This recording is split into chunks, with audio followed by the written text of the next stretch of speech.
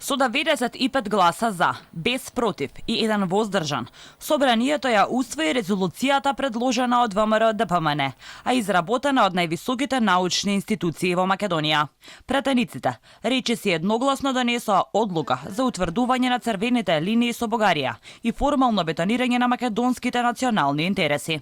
Од ВМРО ДПМН, кои беа иницијалната каписла за вакво нешто да биде разгледано и изгласано во законодавниот дом, велат дека ваквиот документ со параф и печат на највисокиот демократски инструмент во државата, односно Собранието, се придонесува конечно да се стави крај на тенденциите за негирање на волјата на граѓаните, но и се дава и алатка на оваа влада и на сите наредни на меѓународна сцена одговорно да се грижат за македонските интереси. Тоа што денес ќе го направиме е наш долг кон нашите предци и кон почитуваните граѓани на независна Република Македонија. Пред нас имаме резолуција чија што содржина е целосно избалансирана.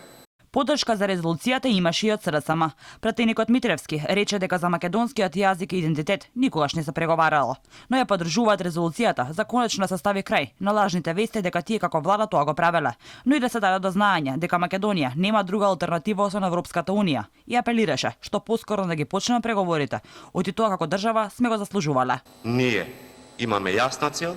Нашата јасна цел како држава и како граѓани е Атлантскиот пат и ние ќе станеме членка на Европската унија како македонци кои зборуваат македонски јазик. За да се изгласа резолуцијата, глас дадоа и албанските партии, дуи Алијанса на албанците алтернатива, како и движењето Беса.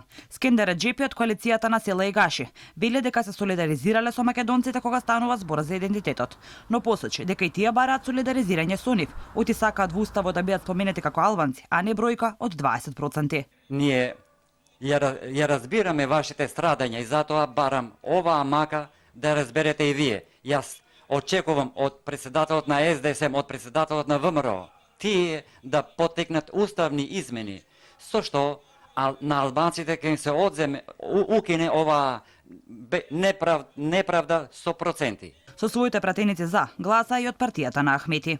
Националниот, како и да го кажете, идентитет не е прашање за дискусија, не е прашање за политички преговори, не е прашање и нема да биде прашање на некој договор, евентуален меѓудржавен договор.